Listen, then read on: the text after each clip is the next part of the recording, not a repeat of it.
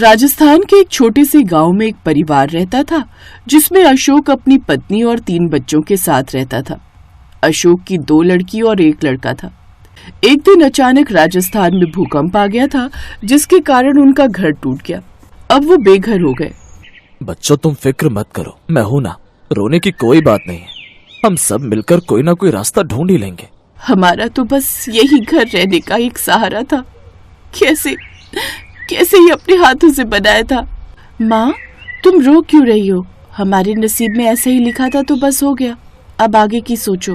वो लोग जैसे तैसे सारा दिन बाहर सड़क पर अपने दिन काटने लगते हैं। उन्हें वहाँ कोई काम भी नहीं मिलता, जिससे परेशान होकर वो दिल्ली जाने की सोचते हैं। सुनो जी, हम लोग दिल्ली ही चलें, वहीं चलकर कुछ न कुछ तो काम ढूंढ ही लेंगे। वो सभी रेलवे स्टेशन पर आ जाते हैं। थोड़ी देर बाद ही राजस्थान से दिल्ली जाने वाली ट्रेन रेलवे स्टेशन पर आ जाती है और फिर सब लोग अपने मन उदास करते करते उसी ट्रेन में बैठ जाते हैं और अगली सुबह दिल्ली जाते हैं। बाबूजी भूख लगी है, कुछ खिलाओ ना, अब नहीं रुका जा रहा, हालत खराब होती जा रही है भूख के मारे। सुनो जी, कुछ भी करके बच्चों को तुम कुछ खिला दो, बच्चे तड़प रहे हैं भूख के मारे। कमला की ये बात सुन अशोक मन ही मन सोचने लग जाता है, मेरे पास तो पैसे भी नहीं बचे बच्चों को कुछ खिलाने के लिए। थोड़ी देर बाद ही अशोक की नजर एक कुली पर जाती है जो देखता है कि वो कैसे पैसे कमा रहा है। लोगों का सामान सर पर रखकर उनको रिक्शे तक छोड़कर आ रहे हैं और किसी का सामान ट्रेन में रख रहे हैं, जिसे देख अशोक भी इस काम को करने लगता है और कुछ पैसे कमा लेता है और बच्चों को कुछ खिलाता है, जिससे अपने बच्चों का पेट भरते हैं। बाबूजी, आप हमारे लिए कितनी मेहनत करके ये पैसे कमा कर लाए ताकि हम कुछ खा सके। बाबूजी, हम लोग पहले कितने खुश रहते थे, ये सब क्या हो गया हम लोग के साथ। बच्चों, जो ऊपर वाले को मंजूर हो वही होता है। ऐसे ही अशोक कुली का काम करता गया और अपने बच्चों का पेट भरता गया। वो लोग अपना पूरा दिन तो जैसे तैसे बाहर स्टेशन पर काट लेते थे। फिर रात को रेलवे स्टेशन के पास एक टूटी हुई झोपड़ी थी जिसमें कोई पहले रहता था और वो इस झोपड़ी को खाली करके चले गए थे, तो वो उस खाली पड़ी झोपड़ी में जाकर रहने लगे। धीरे धीरे ऐसे दिन गुजरते गए और वो रेलवे स्टेशन के पास ही बस गए। एक रोज, माँ देखो, बाबा अपने सर पर कितना वजन रखकर उन लोगों का सामान छोड़कर आते हैं और वो लोग उनको थोड़े से पैसे देते हैं। माँ, हम सोच रहे थे कि क्यों ना हम लोग भी कुछ काम करते हैं बाबूजी के साथ, और हमारा टाइम भी कट जाएगा और बाबूजी की मदद भी हो जाएगी। थोड़ी देर बाद कमला सोचने लगती है। वो शाम को इस बारे में अशोक से बात करती है, क्यों ना मैं घरों में जाकर लोगों का काम करूँ जी, घर में भी पैसे का सहारा होगा और मुझे काम भी मिल जाएगा। जैसा तुम्हें ठीक लगे कमला। फिर अगली सुबह कमला काम की तलाश में निकल जाती है और घर घर जाकर काम मांगती है। उसको दिन तक कोई काम नहीं मिलता, पर थोड़ी देर बाद कमला को एक घर दिखाई देता है जहाँ एक अमीर औरत रहती थी। वो कमला को खाना बनाने का काम दे देती है। कमला को घर में खाना बनाने का काम मिल जाता है, जिससे कमला रोज आती और उनका खाना बनाकर चली जाती। ऐसे ही एक दिन, मालकिन आज क्या बनाऊं खाने में आपके लिए?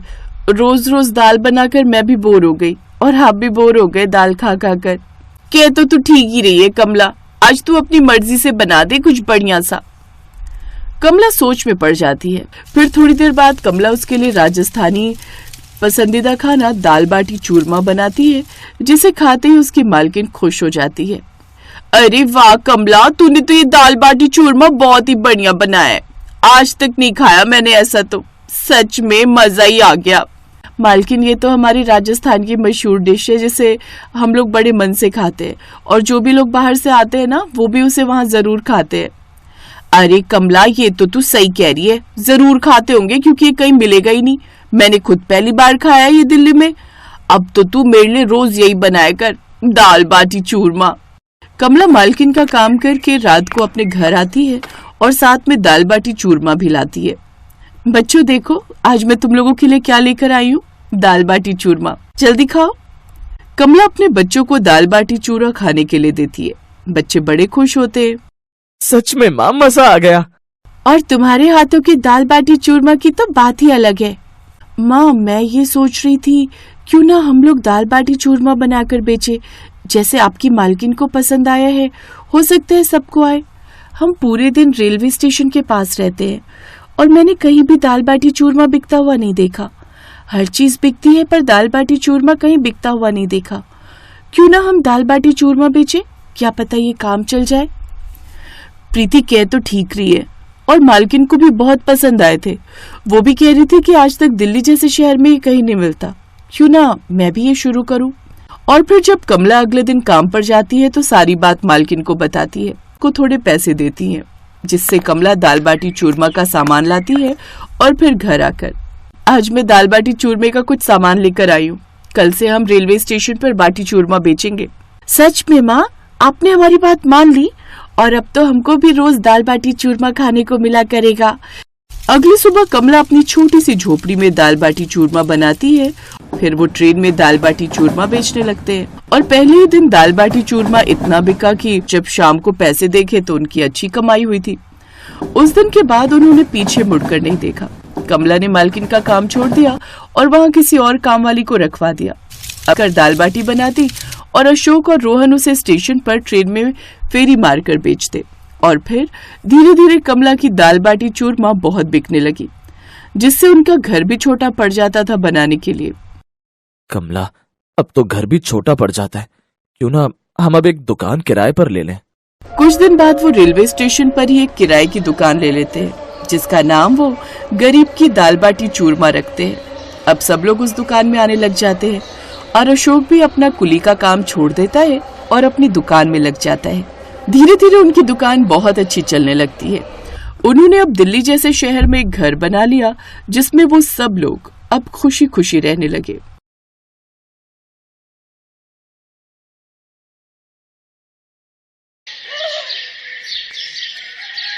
भला ऐसा क्या स्पेशल लाई है तू लंच में, है जो रोज अकेले अकेले बैठकर लंच करती है? चलना हमारे साथ लंच कर, हम सब शेयर करके खा लेंगे। नहीं, मैं लंच में दाल चावल लाई हूँ और मैं जानती हूँ कि तुम दाल चावल देखकर मेरा मजाक उड़ाओगे, इसीलिए मैं अकेले बैठकर खा रही थी। हम क्यों तेरा मजाक उड़ाएंगे? अरे दाल चावल तो हर किसी के फेवरेट होते हैं, ला इधर दे तो। मयंक शीतल के दाल चावल खा लेता है, जो कि उसे बड़े ही स्वादिष्ट लगते हैं। इतने अच्छे तो हैं। तू तो ऐसे ही मुंह बना रही थी। ले तू मेरी मैगी खा ले। मेरी माँ नौकरी करती है तो वो जल्दी में मुझे यही बनाकर दे देती है। मैं तो तरस ही जाता हूँ घर का खाना खाने के लिए। शीतल ये देखकर हैरान थी। मयंक उसके सारे दाल चावल खा गया। शीतल की छुट्टी हो जाती है और वो घर आती है। नानी माँ, क्या बनाया है खाने में?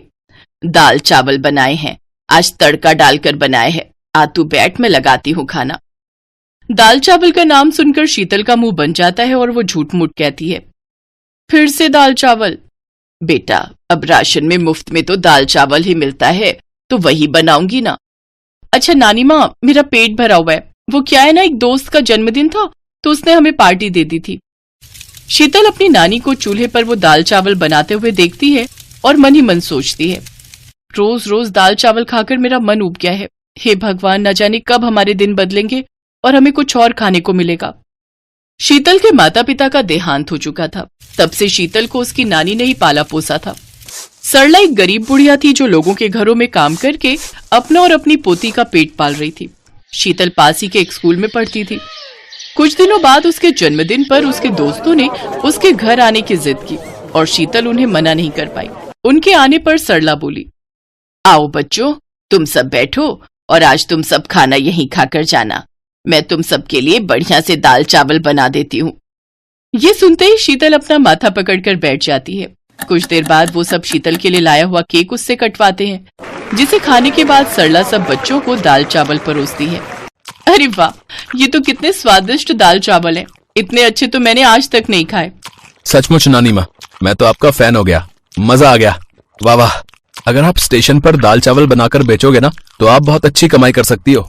आपको पता है, हमारे पड़ोस में हरिया काका, वो इतने बेकार दाल चावल बनाकर 20 रुपए की प्लेट बेचते हैं। उनके सामने तो आपके खाने का जवाब ही नहीं। अगर आप कम दाम में लोगों को बेहतरीन चीजें परोसोगे ना तो आपके पास ग्राहकों की भीड़ लग जाएगी। ये बात सुनकर शीतल भी हैरान रह गई और उसने कहा, हाँ नानी माँ, हो सकता है कि मैं रोज ये खाती हूँ इसलिए बोर हो गई हूँ, लेकिन ऐसे बहुत से लोग हैं जो घर का खाना खाने के लिए तरसते हैं। आप कल से ये काम शुरू कर दो। उन बच्चों की ये बात सरला के दिल को छू गई और वो लोगों के घरों का काम छोड़कर उसने खुद का एक ठेला खरीदा और दाल चावल का सामान लेकर स्टेशन किनारे बेचने निकल गई। शीतल भी अपनी नानी का हौसला देख उनकी मदद करने लगी। शीतल जोर जोर से आवाज लगाकर ग्राहकों को बुलाने लगी। आइए आइए, गर्मा गर्म दाल चावल खाइए। गरीब बुढ़िया के दाल चावल सिर्फ 5 रुपए में 1 प्लेट खाइए। है? सिर्फ 5 रुपए में दाल चावल? जरा खाकर तो देखें। अरे अम्मा, 1 प्लेट लगाना तो। दाल चावल खाकर उस आदमी के होश उड़ जाते हैं और वो 2 प्लेट और खा लेता है। देखते ही देखते उसके पास लोगों की भीड़ लगनी शुरू हो जाती है और कुछ ही दिनों में वो अच्छे खासे पैसे कमाने लगती है। अब स्टेशन पर आने वाले लोगों की भीड़ पहले गरीब बुढ़िया के 5 रुपए के दाल चावल खाते, उसके बाद ही ट्रेन में चढ़ते। अब पैसे आने से वो शीतल को भी तरह तरह का खाना बनाकर खिलाती है। साथ ही जब शीतल का दाल चावल खाने का मन होता तो वो अपनी नानी के ठेले से खा लेती, जिससे अब वो भी खुश रहती है। इस तरह गरीब बुढ़िया 5 रुपए के दाल चावल बेचकर मशहूर हो गई।